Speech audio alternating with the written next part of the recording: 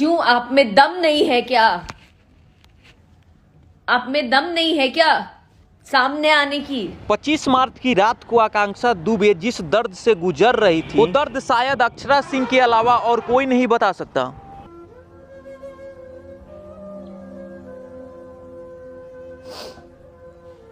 आपके घर में भी ईश्वर ने लड़की दिया है।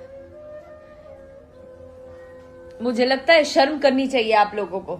मशहूर एक्ट्रेस आकांक्षा दुबे ने की आत्महत्या। आज पूरी फिल्म इंडस्ट्री से एक बहुत ही दुखद खबर निकल के सामने आ रही है। रिपोर्ट्स के मुताबिक 26 मार्च के सुबह बनारस के एक होटल में आकांक्षा दुबे ने आत्महत्या कर ली। क्या थी इसके पीछे की वजह, आई दूसरे को इतना ज्यादा टॉर्चर नहीं किया जाए, इतना ज्यादा नहीं किया जाए कि कोई कदम गलत उठे।